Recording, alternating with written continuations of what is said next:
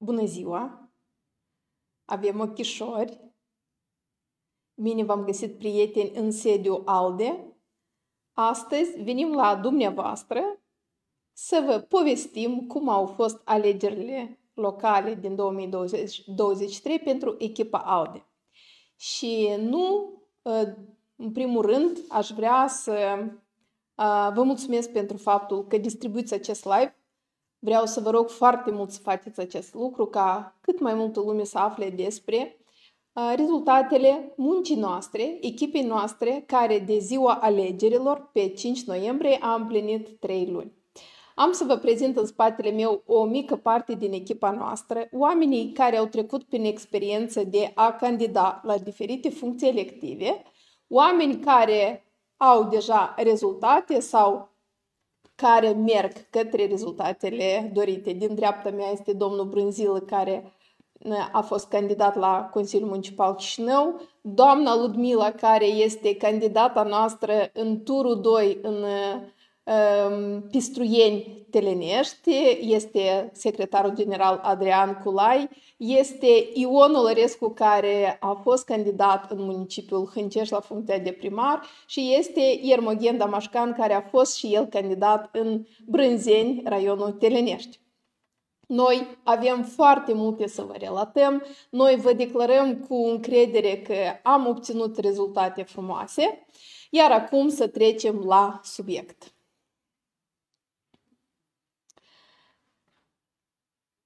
Dragii mei, ALDE are primii 3 primari aleși și în turul 2 va lupta încă pentru 4 mandate de primar. A fost o campanie grea, nedreaptă și care ne-a arătat clar în ce țară noi trăim. Ultima lună a demonstrat cu vârf și îndesat cât de necesară a fost operațiunea de deconspirare a finanțărilor ilegale ale lui Șor, dar a demonstrat, din păcate, și incompetența periculoasă a celor de la PAS. A arătat eșecul reformei în justiție, a arătat incapacitatea instituțiilor statului de a opri fără de legea. Ne-a arătat mai ales pericolul major care ne așteaptă în următorii 2 ani. Iar în toată această criză, partidul de guvernare este de 3 ori vinovat. Odată pentru incompetență, pentru că sub nasul lui, Șor și complicii săi a continuat să corupe candidați și alegători, transformând alegerile generale locale într-o mare farsă. A doua oară, pentru abuz, că au folosit toate resursele administrative, de la folosirea prim-ministrului Recean ca mascotă în campanie și până la alocarea de fonduri din bugetul de stat pentru a determina zeci de primari să treacă de partea partidului PAS. A treia oară, pentru că, deși au folosit egoist tot suportul partenerilor europeni și au mai trișat, tot una au pierdut aceste alegeri în fața partidelor proruse. În aceste condiții, toți suporturii integrării europene a Republicii Moldova, moldoveni sau europeni, trebuie să privească adevărul în față și să înțeleagă foarte clar. Moldova astăzi se împarte între clanurile oligarhice și un partid fost pro-european, corupt de putere, abuziv și care pierde suportul popular. În total contrast cu această mizerie generată de Șor și de PAS, noi, cei din ALDE, suntem mândri de rezultatele noastre, mândri de electoratul ALDE și de fiecare mandat câștigat în aceste alegeri. Fiecare vot primit de Alianța Liberalilor și Democraților pentru Europa a fost un vot câștigat cinstit, fără mită electorală, fără granturi și fără subvenții, fără jurnaliști cumpărați. Costul de campanie arată că fiecare vot ne-a costat exact 6 lei și 15 bani. Aceștia au fost bani cheltuiți pentru producerea de materiale de informare a cetățenilor. Subliniez, s-au cheltuit 6 lei pentru un vot în condițiile în care concurenții noștri au cumpărat voturi cu sume de la 500 de lei până la 1000 de lei. Deci, fiecare vot ne-a costat de 100 de ori mai puțin decât pe concurenții noștri din banii oligarhilor. Acest calcul simplu arată cu adevărat puterea alianței pe care am construit-o. Arată că se poate face politică fără milioane. Acest calcul arată că cetățenii singuri își pot finanța prin donații un partid care să-i respecte și să-i reprezinte, să nu-i cumpere și să-i conducă. Acum ofer cuvântul domnului Ion Olărescu, președintele organizației noastre din Hâncești, care a avut experiența să candideze în municipiul Hâncești la funcția de primar și care se va împărtăși cu experiența dumnealui din aceste alegeri. Ion? Mulțumesc, doamnă președinte. Bună ziua, stimați cetățeni. Am deja în spate 4 campanii electorale, care am și experiență și aș vrea să mă dau cu părerea acum de cum s-au petrecut alegerile din 5 noiembrie. Dacă să facem o comparație la alegerile care au fost din 5 noiembrie și cele precedente din 2019 au fost un pic mai curate, fără denigrări și fără atac la persoană.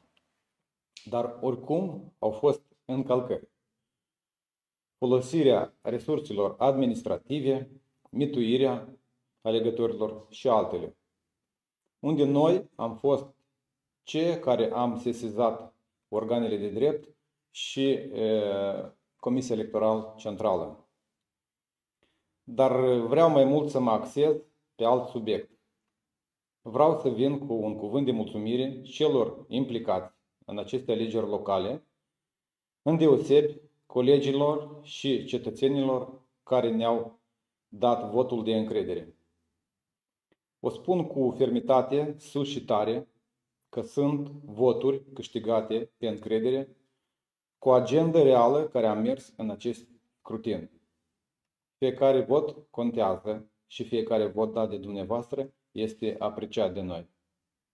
Înseamnă că ceea ce ne-am propus sunt proiecte benefice pentru cetățenii Hânceștiului. Aici mă refer la proiectarea pentru terenurile de joacă și construirea lor, soluționarea problemelor câinilor vagabonzi, infrastructura drumurilor și altele.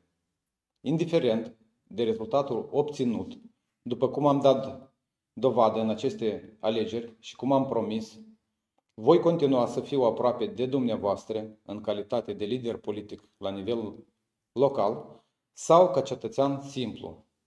Mă voi implica împreună cu dumneavoastră la maxim în toate proiectele sociale și administrative pentru a aduce un aport semnificativ municipiului Hâncești. Sloganul nostru este să fim stăpâni la noi acasă, să dăm dovadă de maturitate politică, să fim ca niciodată uniți și să știm că lucrul nostru nu o să ne-l facă nimeni în afară de noi. Vă îndemn încă o dată să fiți uniți. Vă mulțumesc! Mulțumesc, Ion! Uitați-vă, cu așa oameni de valoare, noi am decis să devenim stăpâni la noi acasă, prin implicarea fiecăruia din localitățile noastre și noi credem în acest slogan. Iată de ce vă îndemnăm să intrați pe site-ul www.alte.md, acolo unde veți putea completa sau cererea de aderare la ALDE sau cererea dumneavoastră de a vă implica, de a fi voluntar în proiectele noastre, pentru că cu certitudine aceste proiecte vor fi foarte multe.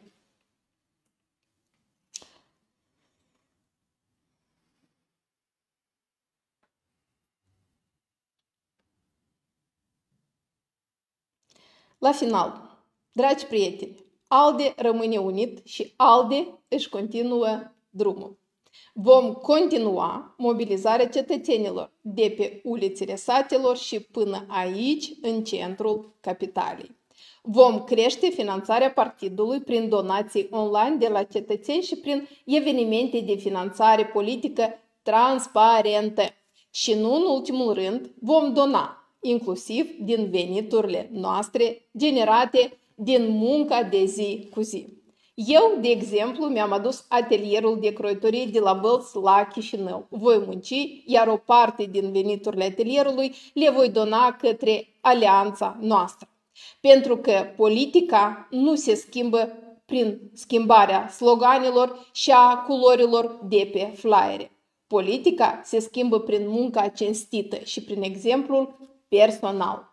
Vom continua să consolidăm alianța noastră cu mai mulți lideri marcanți. Vom genera soluții pentru țară și vom fi prezenți în toată Republica Moldova. Iar În localitățile unde ALDE a câștigat alegerile, cetățenii au devenit deja stăpâni la ei acasă. Acolo echipa noastră va munci în alianță cu aceste comunități în folosul fiecărui cetățean, simpatizant sau nu al partidului nostru. La fel cum am mai spus înainte de alegeri, e un drum greu, dar e un drum cu folos.